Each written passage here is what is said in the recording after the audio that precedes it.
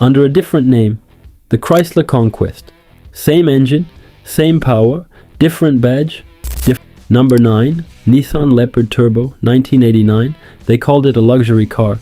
The Nürburgring called it something else entirely.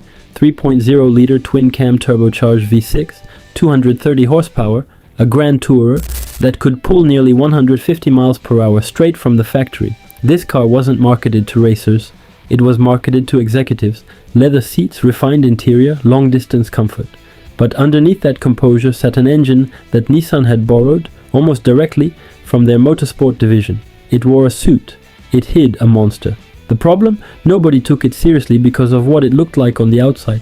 That's not even the craziest part. The Leopard Turbo was quietly faster than several European sports cars that cost significantly more. Cars with decades of performance reputation behind them. It never got the recognition it deserved in the West. In Japan, the drivers who knew, and they never stopped talking about it. Number 8, Toyota Supra, Turbo A60, 1986. This wasn't built to be pretty, it was built to hunt. 3.0-liter inline-6 twin-cam, turbocharged, 230 horsepower, 0 to 60 in 6.2 seconds. Top speed electronically limited because Toyota's lawyers got nervous first. The A60 Supra was the bridge between two eras. It carried the refined elegance of Toyota's GT tradition while pointing directly towards something far more violent on the horizon. Engineers had stuffed a race-derived six-cylinder into a body that still looked like it belonged on a boulevard. That tension between civility and savagery is exactly what made it dangerous. Toyota's own management wasn't entirely sure what they'd built. Too fast for a GT, too refined for a pure sports car. Competitors didn't know how to classify it either. But here's where it gets worse. On Japanese highways, modified A60 Supras were running alongside dedicated sports machinery from Porsche and winning in street trim. The A60 became the foundation. What came after it, the A70, then the A80, became legend. But it started here, in 1986, when nobody was fully paying attention. Number 7, Mazda RX 7FC Turbo, 1985. Mazda built this to prove a point, then spent the rest of the decade proving it again and again. 1.3-liter twin-rotor 13B engine, 146 horsepower naturally aspirated.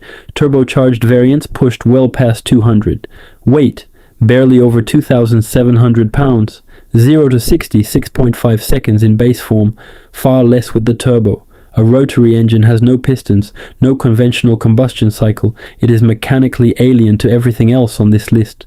Mazda was the only manufacturer on the planet that had mastered it, and they used that monopoly aggressively. The RX 7FC handled corners that other cars simply couldn't manage at that speed, because the engine sat so low and so far back that the weight distribution was almost perfect. Competitors didn't know how to compete against it in circuit racing because the rule books weren't written for rotary displacement equivalency. What counted as equal displacement when your engine didn't work like anyone else's? That's not even the craziest part. Officials spent years arguing about it while Mazda kept winning. The FC became an icon not because it was the most powerful car on this list, but because it was the most efficient predator. Power means nothing if you can't put it down. Mazda understood that before almost anyone else did. Number 6. Nissan Skyline RS Turbo D R30, 1984. Nissan entered this car into motorsport. The competition filed complaints before the season even started. FJ20ET turbocharged inline-4, 205 horsepower. This was before the legendary RB engine, before the GT-R mythology, but it pointed the way. The DR30 was Nissan's declaration of intent. It was the car that told the world the Skyline was no longer just a name, it was a program. Engineers had developed the twin-cam, 4-valve head specifically for this generation. The turbo wasn't added as an afterthought. It was engineered into the architecture from day one in the Japanese Touring Car Championship. The DR30 Skyline didn't just win. It destabilized the entire competitive order. Rival teams demanded technical inspections. Officials looked closely at the engine construction. Everything was legal. Everything was simply better. The DR30 never became as famous as what came after it, but without it, the R32 GT-R, one of the most feared production cars in history, doesn't exist. Greatness left a trail. This was the beginning of it. Number 5. Honda CRX SI, 1989. Honda built this with one goal: prove that a naturally aspirated engine could beat forced induction at its own game. 1.6-liter DOHC inline-4, 105 horsepower, curb weight of 1,900 pounds. That number sounds modest. That weight makes it catastrophic. Honda engineers obsessed over weight reduction the way other manufacturers obsessed over horsepower. The result was a car that accelerated through corners, not despite them. The VTEC system, Honda's revolutionary variable valve timing, ensured the engine made power exactly when the physics demanded it. At track events, larger, more powerful cars watched the CRX disappear around corners they couldn't navigate. Drivers with turbocharged machinery that had twice the power found themselves unable to match its lap times. What happened next shocked everyone. Honda didn't increase the power for years. They didn't need to. The CRX became the car that proved a philosophy. Lightness is a performance modification. Honda built it into the engineering before anyone put a tool to the car. Number 4. Toyota Celica Alltrack Turbo, 1988. This car didn't just break the rules, it made governing bodies rewrite them specifically because of it. 2.0-liter turbocharged inline-4, 190 horsepower in road trim, all-wheel drive, all-wheel steering. Built for surfaces that would destroy ordinary machinery, the Alltrack Turbo was Toyota's road-legal answer to their rally program. Every system on it, the turbo, the drivetrain, the chassis geometry, came directly from competitive motorsport. They didn't adapt a sports car for rally, they adapted a rally car for the street. Competing manufacturers watched it arrive in international rally stages and immediately called for technical reviews. The all-wheel drive system was examined in detail. The turbo mapping was studied. But here's where it gets worse. Everything was within the regulations. Toyota hadn't cheated. They had simply prepared more thoroughly than anyone else. The engineering developed during those years moved directly into the next generation of Japanese performance cars. The most extreme rally machinery ever built left fingerprints on every fast car that came after it. Number 3. Nissan 300ZX Turbo Z 32, 1989. They called the speed limit a suggestion. Porsche called it a threat. Twin turbocharged VG30DE TT V6, 300 horsepower, the precise limit of the Japanese gentleman's agreement. 0 to 60 in 5.5 seconds. Top speed, 155 miles per hour, electronically limited. Japanese manufacturers had made a voluntary agreement not to advertise more than 276 horsepower. A self-imposed ceiling, an attempt to prevent an arms race on public roads. Every manufacturer honored the number on paper. Almost none of them honored it in reality. The Z32's output was factory rated at exactly 300 horsepower in a measurement unit that conveniently aligned with the agreement's threshold. Independent engineers estimated the actual output was significantly higher. European sports car manufacturers watched the Z32 arrive in export markets and immediately understood the problem. A Japanese Grand Tourer, priced thousands below comparable European machinery, was matching them in straight-line speed and surpassing them in refinement. The 300ZX won Motor Trend's Car of the Year. It appeared on every shortlist that mattered. And it did it while technically complying with a self-restriction that was designed to contain exactly this kind of threat. Number 2.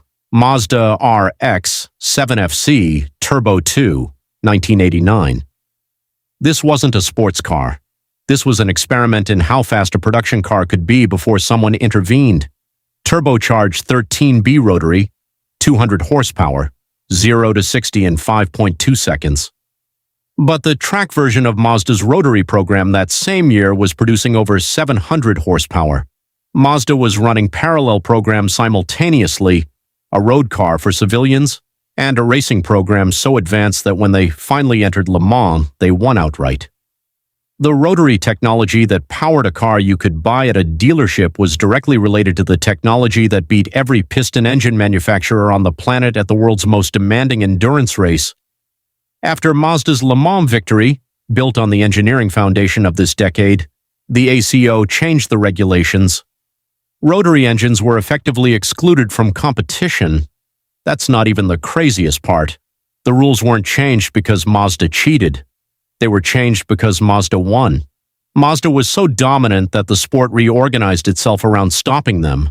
That is the definition of a weapon. Number 1, Nissan Skyline GT-R R32, 1989.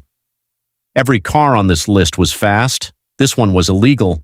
Twin-turbocharged RB26D ETT inline-6.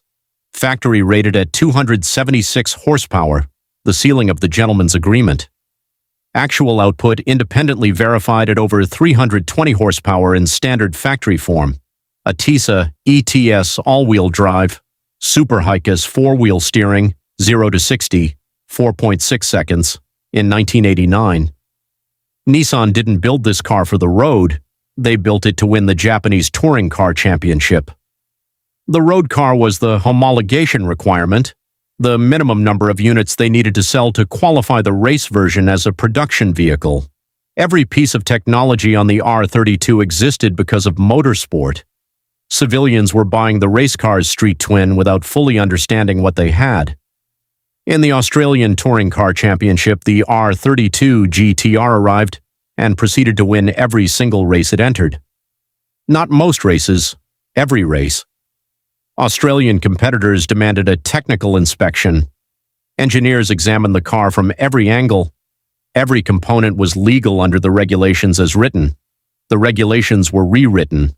The GT-R was banned. What happened next shocked everyone. Nissan simply took the car elsewhere and kept winning.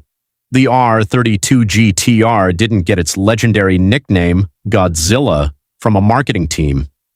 It got it from the Australian motorsport press, from journalists who watched it dismantle an entire national racing series and had no other word for what they'd witnessed.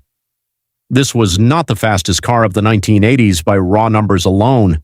It was the most complete, the most engineered, the most dominant machine Japan has ever put on four wheels, and it earned that title the only way that matters, by making everyone else change the rules.